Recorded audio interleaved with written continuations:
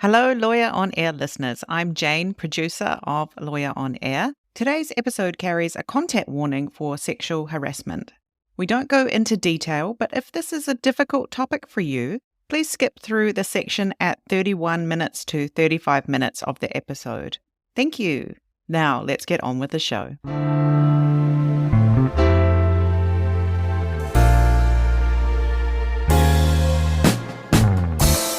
Hi everyone, this is Catherine O'Connell and welcome to Lawyer on Air. If you are looking for inspirational stories about women in law, then this is the podcast for you. Join me and my lawyer ladies as we enjoy a glass of wine after a hard day at work and talk about the world of women in law. It's my passion to share stories of amazing legal ladies who are working as in-house legal counsel, who have law firm roles, who are leading on boards and who are doing law differently.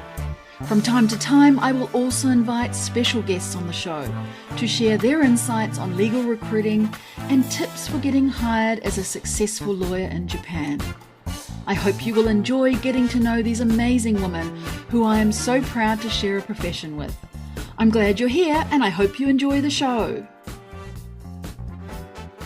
Hi everyone, welcome to another episode of the Lawyer on Air podcast. In this episode, I share with you another diverse story of a woman lawyer working in Japan. I'm Catherine, the host of the show, and I'm a lawyer based in Tokyo for 20 years, and I love helping unlock the wisdom of the stories that women lawyers never tell. What I've learned in my career in law so far is do the hard yards. Well, those are the words of Tomo Greer, who is my guest today on the podcast. Tomo is a foreign associate at Tokyo International Law Office. She is half Kiwi and half Japanese, born in Fukuoka, made in New Zealand, and with some added spices added in Bangkok. Tomo is a New Zealand qualified M&A and corporate lawyer based in Tokyo. Beyond the corporate veil, Tomo is passionate as a triathlete and a proud Ironman with several age group wins. Incredibly, she has been ranked 5th amateur female in Japan for 2022. You can check out Tomo's full bio in the show notes. On this episode, Tomo shares how, as a former competitive semi-pro Muay Thai fighter in New Zealand and Thailand, she channeled this sport to drive her mindset out of a toxic situation into a newfound place of clarity in her personal life, and that allowed her to return to the law profession after taking an off-ramp for 1 year. She also shares how sport has been a driver to her mental strength in fighting an identity crisis of 2 cultures and 2 nationalities to become the whole person she is today, who is authentically happy and ready to tackle her really great days and really bad days, because that's just how life is and how work goes. Nothing is perfect, and no life in the law has perfectly smooth sailing seas. You'll also hear how Tomo recommends anyone thinking of law as their future that absolutely skills trump passion. Though this is counterintuitive to a lot of books out there in the market, Tomo believes that with a solid skill set in place, you can then take a passion to next level. And that is where it all starts to get very interesting. And Tomo also shares her hot tips on food and travel, her favorite books, and a favorite saying that's all about monkeys. And you'll hear she was able to apply that favorite saying to me in our conversation right at the end. And then we finish with Tomo sharing all she loves about Japan and other fun facts. Let's get into it. Hi, Tomo, and welcome to the show. Thank you, Catherine. Thanks for having me. It's great to be here. Well, great. Thank you very much. If we were going to be meeting up in person, Tomo, where would we be? Do you have a favorite wine bar or restaurant or cafe that you like to go to? And what would be your choice off the menu today? You know, it would really depend on what time of day we're meeting up. If it's midday, then I think both of us being Kiwi, I would love to go to this Kiwi cafe called Iki Espresso in Kiyosumi, Shirakawa. And I think we'd both get a flat white there.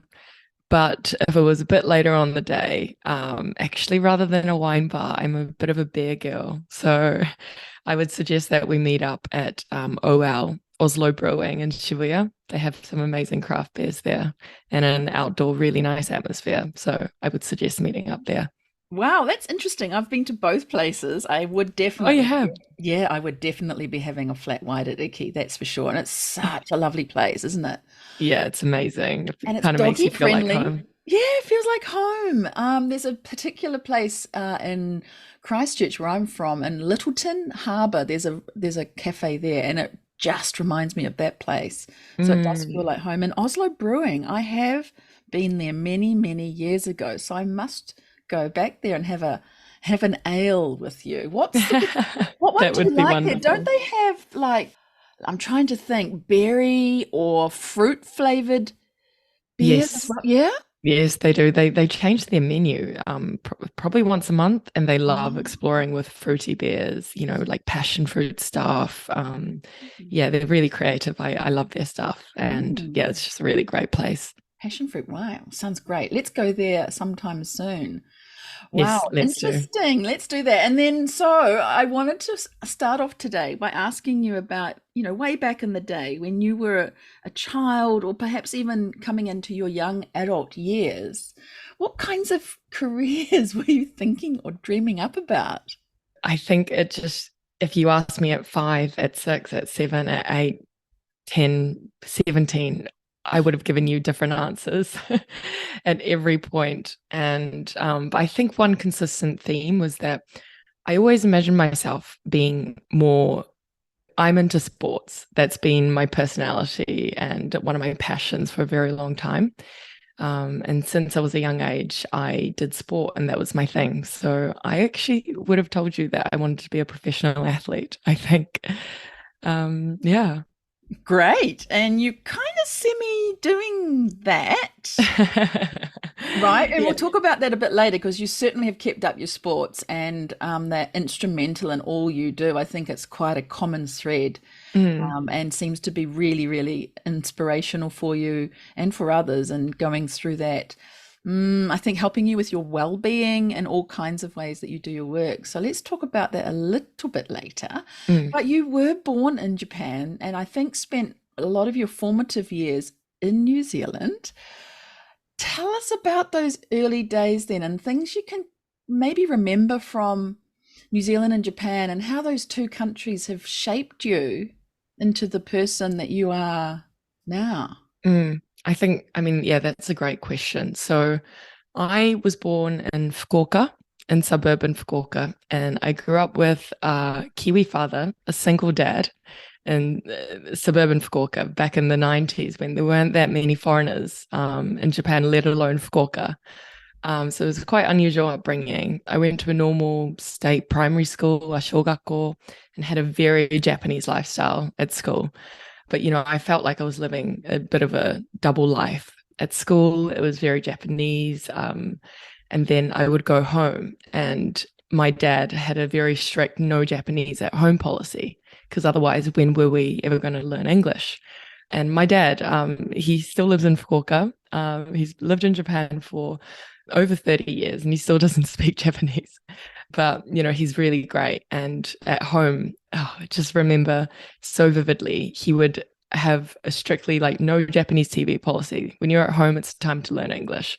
So he would play the BBC over and over again. And I remember as a child, I just hated the BBC so much.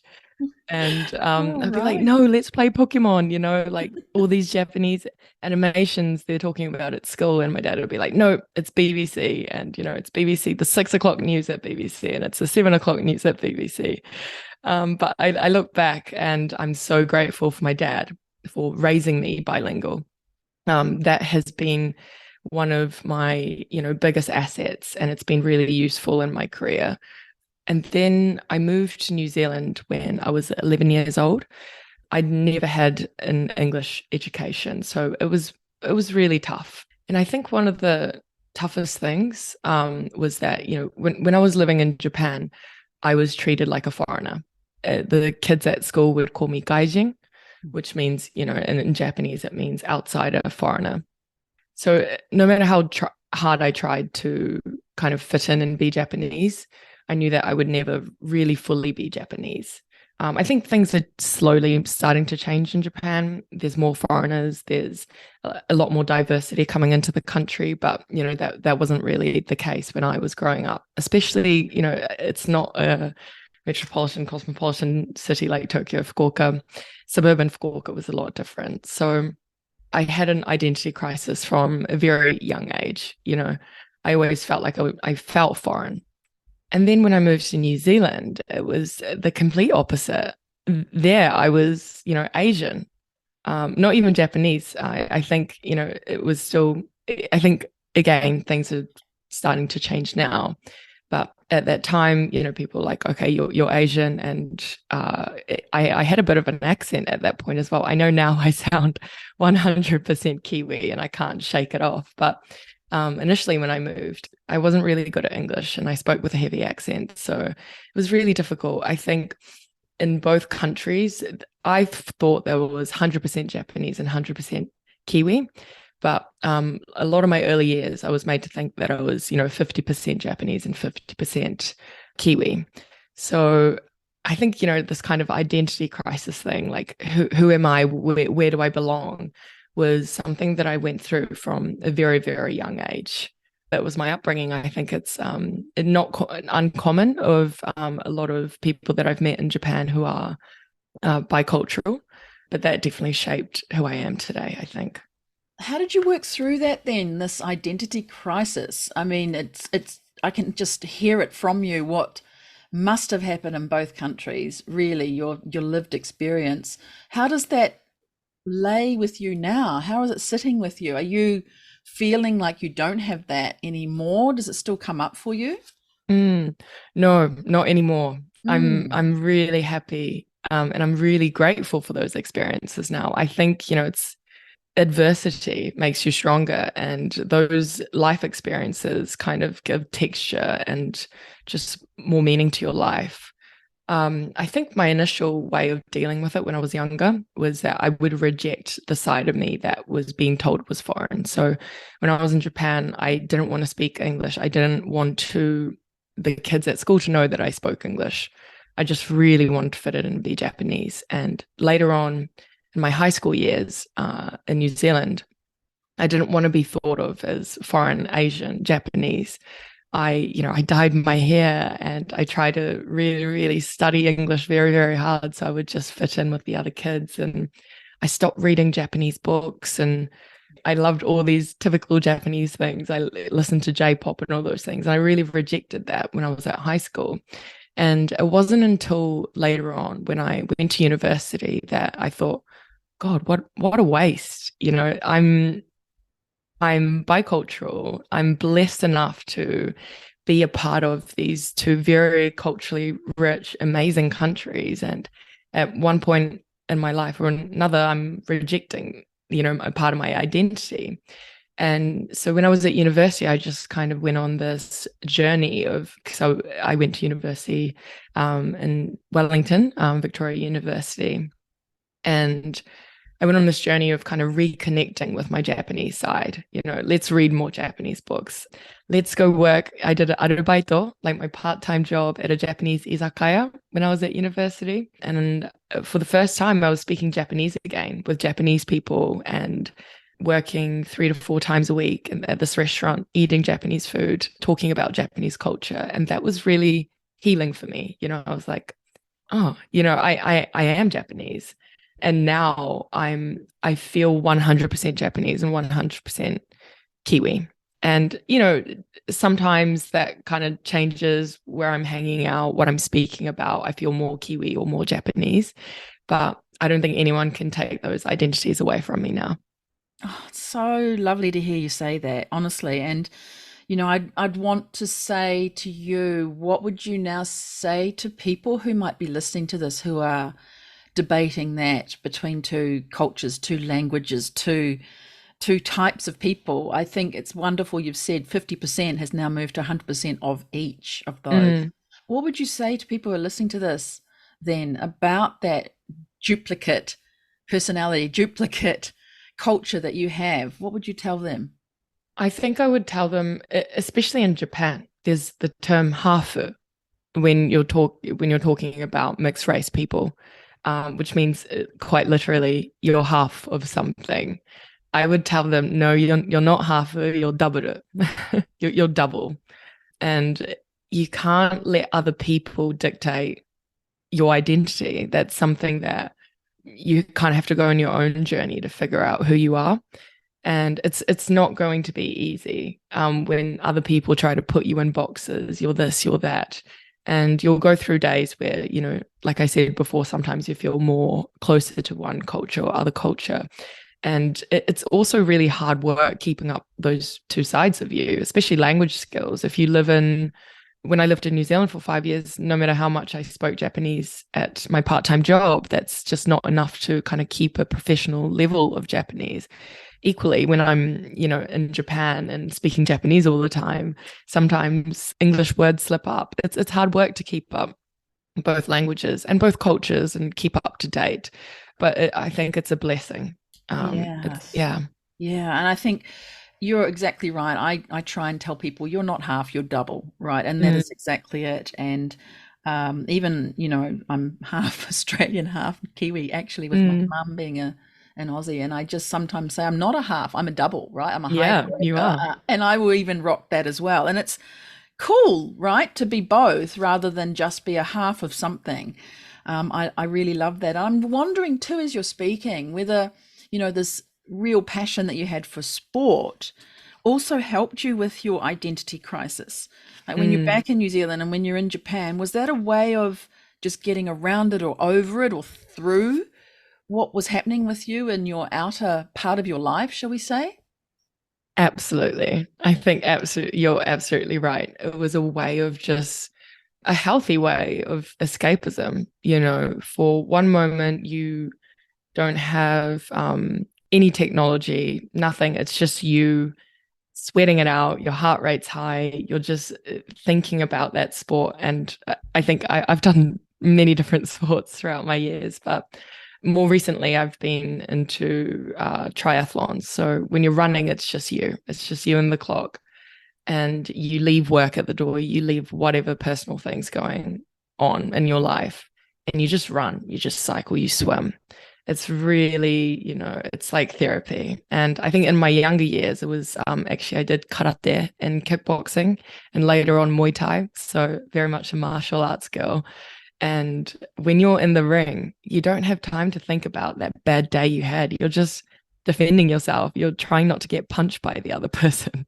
And you don't have time to think about the bad stuff. And, when you exercise, you kind of release these endorphins and you come out for an hour you've forgotten about the bad day you've had or some of the issues that you're facing.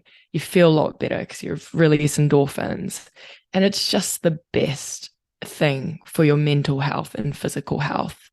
I think even if I'm not having a bad day, it's just the right way to start the day for me. I can't imagine starting the day any other way. And so when you come out of the sports activity, does it also sometimes not only say reduce or get rid of that problem you had, but have you sometimes found a way out of it, a way forward? So it's still a problem, but you're able to deal with it better having had your exercise through your veins? Yeah, absolutely. Yeah. And, I said before that, you think about nothing and you just run, but sometimes those thoughts keep coming in and some days you can't control it. And, I think a lot of people say, I hear in a lot of, autobiographies and podcasts that all these successful people do. And, they say, oh, some of my best thoughts come when I'm walking. I've heard that a lot. And and that's what I was thinking. That's what people say, and you're saying something a little bit differently. Tell us a bit more about that. Well, I mean, I think walking and running, it's similar in a way. It's, you've got your heart rate up a bit, you're moving. I think you're stimulated visually if you're outside. There's a lot going on, and I think you just kind of find calm in that. And when you're sitting at your desk, and lawyers, we sit at our desk for very long periods of time. in a day. And it's just not inspirational sometimes. You got to get up and move and kind of have a change of environment, change of heart rate, all these things to kind of get a bit of clarity, I think. How do you become a mobile kind of active person if you've not really been doing that? So if you are, you've been sitting at your desk, or again through this pandemic, a lot of us stayed at home. Maybe we didn't really get out as much as we could have or should have because we're fixed to our desk. What would be your first sort of few steps for someone who may be just thinking, I'm just love what you're saying and I need a change? What would be the first few things you could do if you're in that situation? I think you just start small. You set realistic goals like, okay, I'm going to go walking for 5 minutes a day. And then next week, it's 10 minutes a day. It has to be incremental. It has to be achievable. And you can't hate it. You can't do it because you think, oh, I need to do it. You have to want to do it. And when you set these unrealistic goals so early on, I see a lot of people, okay, I haven't done really any exercise, but I'm going to run a half marathon. And they set out to do 10K training run in their first week, and they just end up hating it. Their fitness isn't there. You have to make the process enjoyable, and you have to know that things take time, I think. And you just have to be patient, and you have to make it fun. I think that those are the most important things. Great advice. Wow, that's amazing. And so during all of this time where you're kicking in with your sports and keeping very active, somewhere along the line there, you must be starting to think about lawyer or law, or what am I going to do with my career? So tell me a bit more about that. When did lawyer come up for you as the career, or studying law at least? Well, I think the interesting thing is that at high school, I wasn't, especially the early years, when people are starting to think, what am I going to study at university? What do I want to get into? I wasn't very good at English still. At 13, 14, I'd just moved from Japan, and my spelling age was awful. But I just kind of had this attitude that, because I'm bad at it, I want to get better at it. And so I think studying law was just this huge challenge. It seemed like, can I really do that? And I think the challenge element kind of attracted me to it. And also my dad, actually, he's had a really big impact on my life. And he always said to me, go, I think law would be great for you. Like, go study it. And he did the exact same thing. He said, if law is one of those degrees that it's a good foundation for whatever you want to do in life. It teaches you to think critically, analytically. It teaches you to write. It's hard, so it's credible, whatever you decide to do afterwards. So if you don't know what you want to do, well, I kind of didn't know what I wanted to do. I wanted to become a professional athlete, but there was some discussions with my dad that were very, very similar. And I think he went down a similar path as me. And he said, you're not going to make money from it. I want you to be independent. When we were younger, he really stressed. He was a single dad taking care of two girls. And he would say to us, since we were very young, like, I'm so glad you guys are girls. This century, it's the century of the woman. And I want you girls to be independent in every way, financially, like emotionally, physically, everything. And he said, I get that you want to become an athlete, but I want you to be independent. And at that time, he was pressuring me to kind of go down this academic path.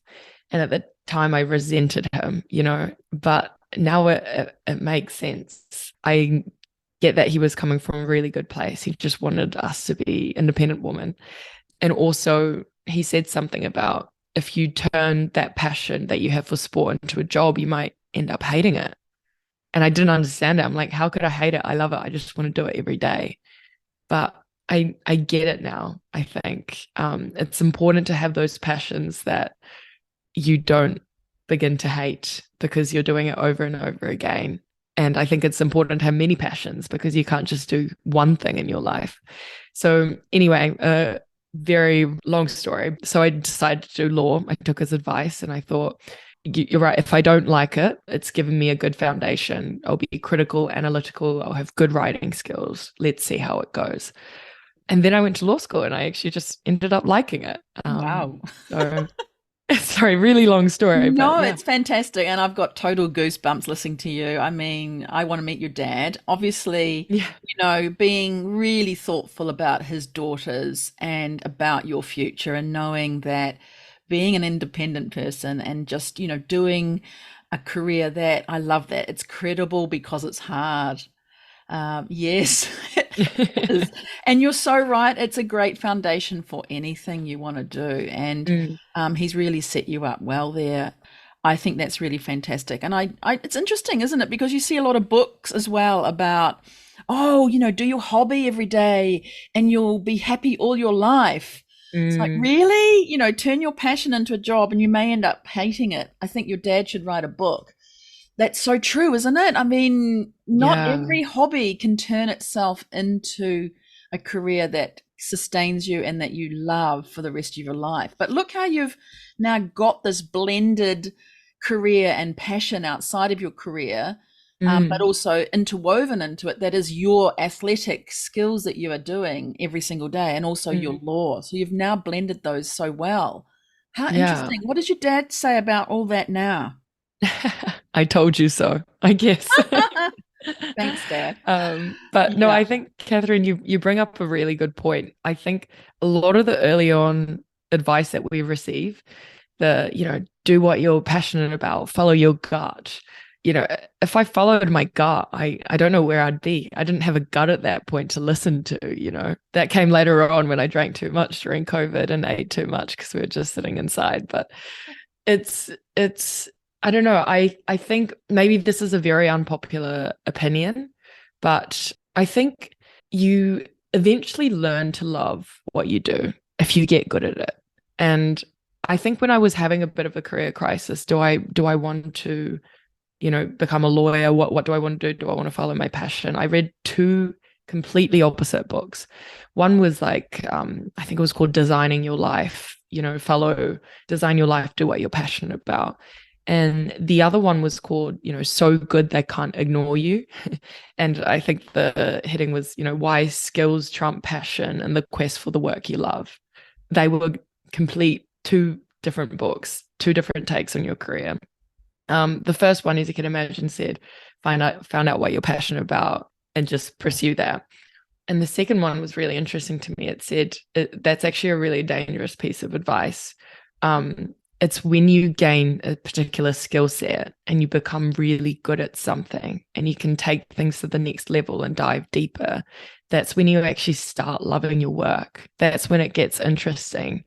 And that's been, I think, a really interesting piece of advice for me. As kind of unsexy as that sounds, I think everyone just wants to believe, like, do what you're passionate about. That's like, seems like a better piece of advice. But I think, especially with law, when you graduate law school and your first year, second year associate in a law firm, you're not good at your job to start with. No one is, and you kind of, in that first year, you feel a little bit useless. You feel like an imposter. And it's often not fun to do things that you're really, really bad at doing. You might not be really, really bad at it, but you're looking at the more senior lawyers thinking, like, God, I'm not creating value like they are. And that's why the first years are so, so hard. And many people end up quitting.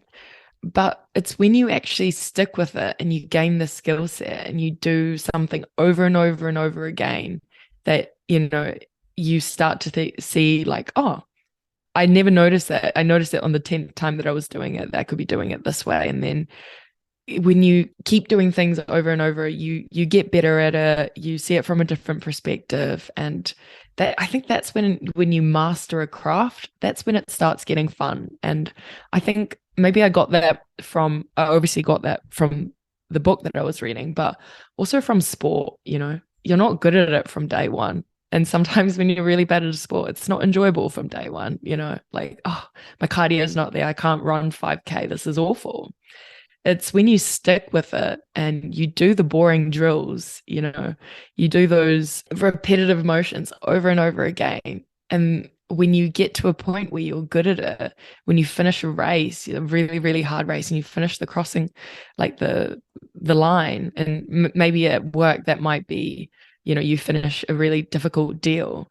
And that sense of achievement is, I think, pure ecstasy for me, both in sport and in law. So how have you found what you like now in the law? Because you're at Tokyo International Law, correct? Yes. How did you find your way there, and what was it that made you go there in order to pursue this skill set that you'd been building up? What brought you there, and what are you now working on that is just making your life a real joy in the firm? Because I obviously have talked to you before this, and I know that where you are is a place that you really like to be. And so what's brought you there? Tell us more about this building of your skill set and getting to, finding what you like through that mastering of your skill set over and over again. Yeah. So I think I took a pretty unconventional path to get where I am today. When I graduated university, I knew that I actually wanted to go overseas, and I actually ended up in Thailand for my first job. My first 2.5 years after graduating was spent in Bangkok, Thailand, and that was a really life-changing time. I was working at a Japanese law firm in Bangkok, and it wasn't an easy road to get where I am here today. Back in Thailand and in Bangkok, I was in a to start my career off, I was in a very toxic environment. It wasn't easy. One of the reasons why I left there was, I think, the workspace I was working in. There was a small business community of people, I think. And I just want to stress that this is not reflective of, I think, practicing law in Thailand. I have many amazing colleagues and lawyers there that work there that love it, that do absolutely stimulating work and are surrounded by amazing people. So I just kind of wanted to make that crystal clear. And I also wanted to make it clear it's not typical or anything of Japanese law firms. I think it was very unique to my experience and the particular situation that I found myself in, and the particular people that I've found myself surrounded by. But there was a small business community, I think, lawyers and client side and partners as well. You often work with, financial advisors and banks. There was a community that I think kind of fostered this environment where a lot of client entertaining took place at very inappropriate places, and it just allowed for a lot of bad things to happen. And in my first job, I found myself in the middle of that. And I went through some pretty traumatic experiences at some of the business dinners that I was taken to as a younger associate, that I think no woman should ever have to go through. And they weren't one-off events. They happened multiple times. And that actually made me I left the law actually for a period of time after that. I was out for a year. And I think the reason why I left was when that happened, I graduated very young. I qualified as a lawyer very young. I was 21 when I started working. So as a 21, 22-year-old girl, and that was the first law experience that I had. That was the first job that I had. I just thought what I was experiencing was common of kind of the law profession and the legal industry. And I thought, I don't want to work in this industry. It's going to be like this everywhere, and I can't hack it. So I ended up leaving for a bit. And what I did in that time was, like you said, I escaped the tough time, the negative emotions I was feeling through sport. And because I was in Thailand and I quit my job and didn't have anywhere to be nowhere to go after that. I didn't have a job lined up. I put myself into a full-time Muay Thai training camp, and I was just a semi-professional Muay Thai athlete for the next few months after I quit my job. And that was just so healing, I think. I had all this like built up anger and resentment and emotions, and I would just get up, I would exercise, I would punch a punching bag for the whole day. I would be in the sunshine, eating good food with really amazing people from all around the world that just came there to better themselves. Not just, their Muay Thai, like Thai boxing skills, but just to become better people. And it was just the most incredible time. And I found clarity in that time, I think, like I have at all challenging points in my life through sport. And not long after that, I got a message on LinkedIn from this recruiter. He mentioned TKI, so Tokyo International Law Office. And it was quite interesting because I was like, oh, this firm sounds really interesting. And the concept was that the founding members were from all different big four law firms. So in Japan, we have the big four here, and they were from each of them, four of them. And they wanted to do something that was a bit more international, cross-border focused, and they're all very young. They were in their late 30s and early 40s, which I think, for a law firm, for people to be starting their own firms, it's quite a young age. So they had this kind of entrepreneurial mindset and this kind of acute understanding that they needed to do things differently to how traditional big four were doing. And that sounded really interesting to me. But I think with all the bad experiences that I've just gone through as being a woman in the profession, when I saw that it was just for men, I told the recruiter, I was like, no, I think I need female role models. Like, I'm not too sure. It just doesn't seem like there's much diversity. And he came back to me and said, no, that's why they're reaching out to you. That's why they want you. They understand that they need diversity. And, you're young, you're foreign qualified, and you're a woman. That's exactly why they want you. And it will be a big leap of faith joining as the first foreigner and first woman. But, you could be an asset. You could really bring a different perspective. And, I was like, okay, I'm up for the challenge. Let's do it. And throughout the interview process, they were just amazing. They're just really great people. I bonded with them on a personal level. And I think what's important when you start a job is you can really imagine working with those people, because you end up spending a lot more time with those people than your family sometimes when you're busy. So you got to pick the people right. And that's how I ended up at Tokyo International. I haven't looked back. And now the team has, I was the 7th member to join. Now we've got 30 lawyers, I think. A lot of women, a lot of foreigners, and a lot of different ways of working. I have amazing role models, both female, male, Japanese, foreign. And I'm happy now. Yeah. Wow. I mean, that's so bold to say to the recruiter, hey, there's 4 men there. I don't think there's a place for me. And then finding out that's exactly what they wanted. I wonder too, during those tough times, you were physically getting rid of that toxicity in your body. Did you talk to anyone during that time too? Was your dad around at that stage, or were there other people that you were able to talk to? Yeah, I think at all points in my life, I've been really blessed with the network of people that I've had, friends, family, but also just kind of trusted advisors that you just meet through networking events or, at work. Yeah, it was really tough. I think everyone told me different things. People that love me, that had the best intention, say, you're not happy, like you need to quit, this is toxic, this is unacceptable, like we're sorry this is happening to you, you need to quit.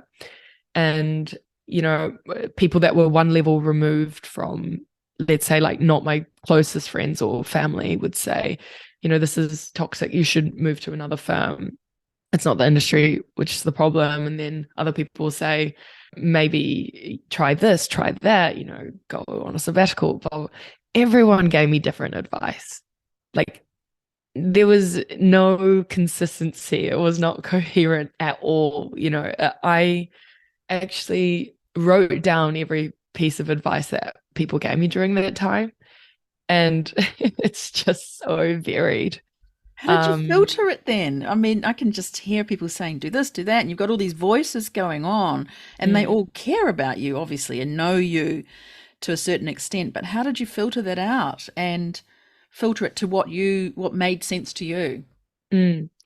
I think you just have to really sit with your thoughts and kind of ask yourself, like, what do I want to do? I think when people go on holiday, for example, and they say, "Oh, it'll be really good, to refresh," and they are traveling, they're going seeing things, and that's great. But I don't think you're really sitting with your thoughts. I think when you're facing a upcoming like difficult decision with your life career choice, or something personal decision, you need a holiday, but you don't need a holiday where you're kind of moving around, and you need to really sit down and think, I think. And not many people do that. You need like a day where you just dedicate to like, all right, I'm going to bang out this life question. And it's a process. You can't figure it out in a day. Rome wasn't built in a day, but you need to really make time to ask yourself some hard questions sometimes, I think. Excellent. Wonderful. Yeah, this is really, really very, very interesting. So I'm going to ask you a big question though, Mm. to finish this sentence for me. The most important thing I have learned from my career in law so far is Do the hard yards. do the hard yards. Yeah, I think when we graduate university, we've got these kind of rose-tinted glasses, and we think like we've done the hard yards, and I'm ready to thrive and be an expert. But there's a lot more hard work coming, and I think someone needs to be quite honest about that. It's only when you do the hard work that you get the rewards. There's no single job that I can think of. This isn't just about law, but there's no magical job where you graduate from university and you're good at from the beginning. You really have to gain a skill set, I think, before you're good at something, before you start enjoying it. And you just have to have this growth mindset. And don't get me wrong, the process is sometimes it's not bad every day. It's not fun every day. It's not bad every day. It's a roller coaster of emotions. And I think you just have to be really ready for that. So brilliant. And I also love how you picked out before when you're selecting firms, right, to be imagining working with those people and picking the people. I think that's absolutely the case because often we choose the brand name or the big thing, right, or the prestige of something, whereas actually you are spending 80%. Would it be 80% of your time is with people that you're working with? And so Mm. I loved that piece of advice that you had as well, that working with people you're going to be liking and having a bonding with them is really important as well. Yeah, I can't stress that enough, actually. Like when you get to a certain level in law firms, they're all, at the top level, and these league table goes out. There's like law firm rankings every year. To be absolutely honest with you, maybe I shouldn't be saying this. There's probably not that much difference between the top 10. It's just what kind of deals they've done in the past year.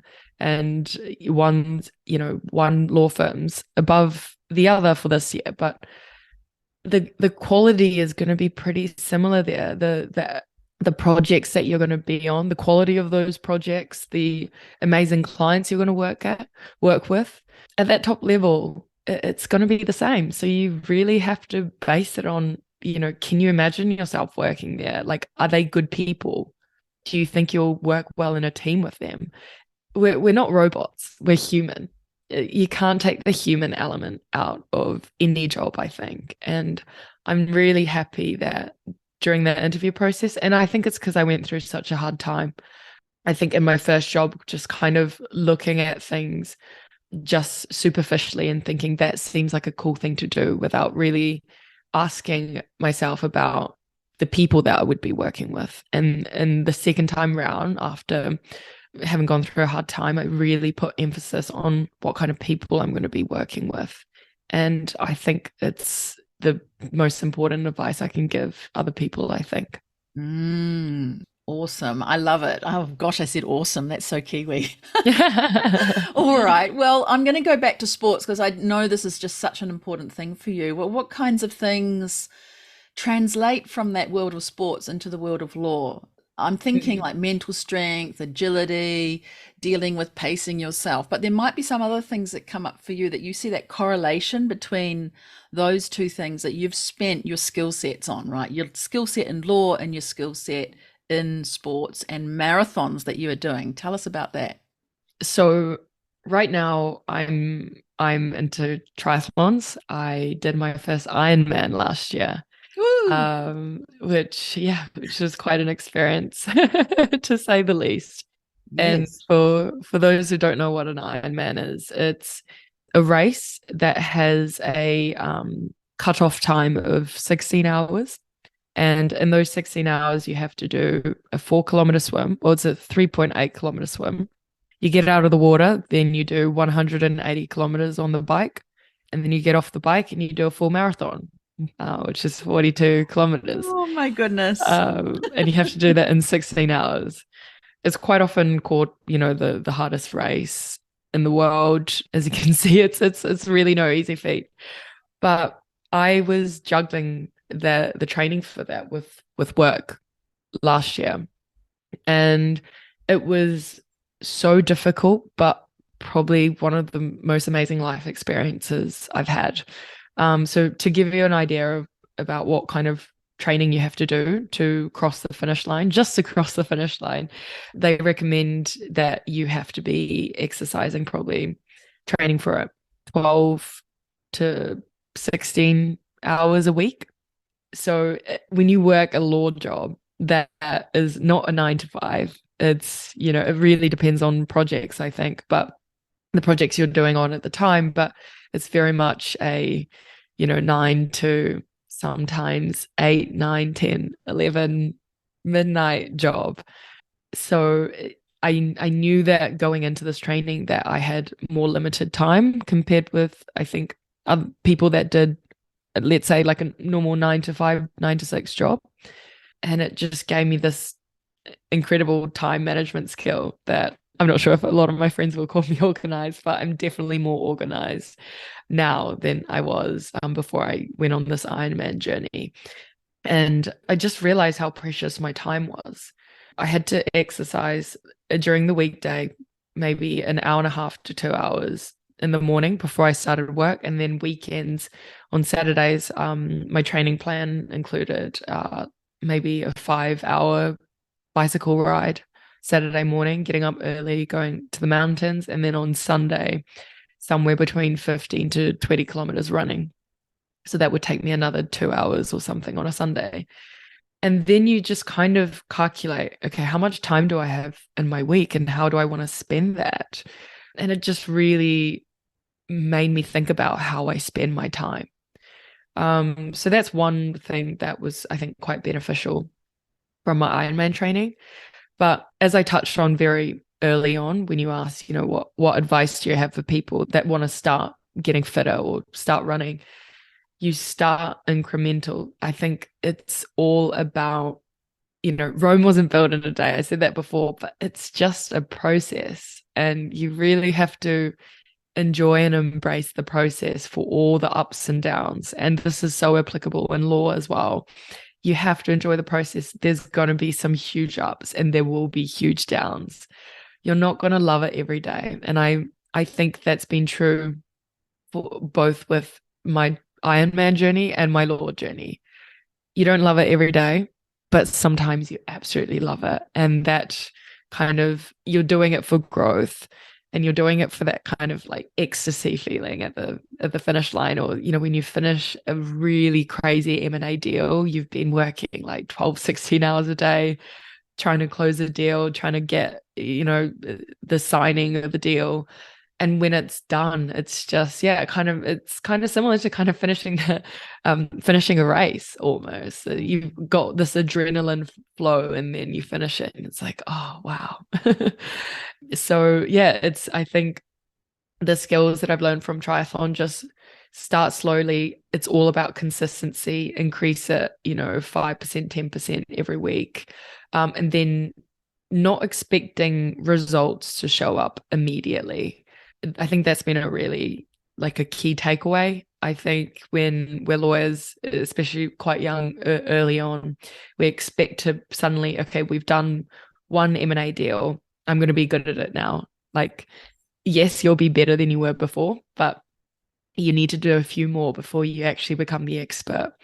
And I think that's a really important lesson that I've learned through law, but also through sport.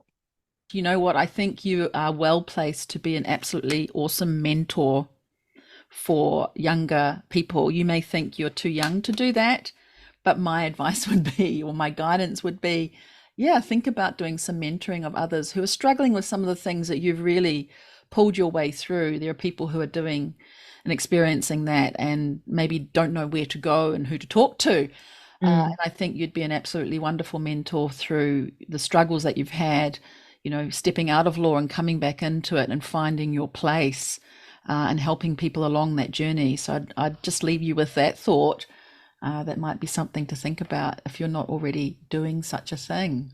Thank you. That's it's great to hear coming from you. So I appreciate that. All right. Well, as we wind down, I did want to finish on a slightly lighter note, which is the final quick fire round of questions. And I hope you're ready for these. Oh, okay, let's do it. All right. Your favorite Japanese food and where can I get it in Tokyo? Or outside of Tokyo if it's from outside of Tokyo. I'm going to be really basic and say onigiri from the convenience store. That is, oh man, the variety, the cheapness, the accessibility. Like, don't get me wrong, I love fine dining, but onigiri, like, I could have one every day. You are right. And it's so fancy these days. So there's so many lovely ways and options of having onigiri. Yeah. I'd have to agree with you on that. What's the place then in Japan that you'd most recommend people visit? I'm going to be very biased here and say Fukuoka, because I am from Fukuoka, and this amazing village called Akizuki, which is where my family is based. It's in the mountains in Fukuoka. It's a small village that used to be a samurai castle town. And that's where my family's based. My dad runs a few Airbnbs there. So if you're stuck on places to go, it looks straight out of a Studio Ghibli, film, kind of like Spirited Away, Princess Mononoke. It's just green. It's amazing. Wow, sounds exciting. Oh, I've got thoughts now of planning a trip there. Wow. Yes. So I was going to say, what's the one thing you love about Japan? What comes up for you if I ask you that question? Oh, mountains, convenience store, people, food, my friends, Don Quixote, izakaya. Hey, I said one. Hang on a minute. I said one, but that's great. Oh, sorry. Yeah, all of those things. Do you have a favorite saying in Japanese or in English? I do. In Japanese, it's called saru mo ki kara ochiru. And in English, it translates to even monkeys fall from trees. Yes. And what does that mean to you? Obviously, we've got the literal meaning, but what does that mean for you? I think no one's perfect.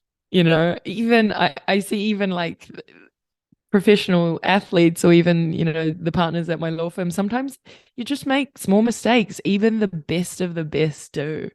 So I think when I was younger, I would make one mistake and I would think it was the end of the world, that I'd get worried like I'm going to lose my job over this one comma that I didn't put in. And I think you just have to remember that even the best of the best mistakes, and don't beat yourself up, just learn from it and get back on that tree.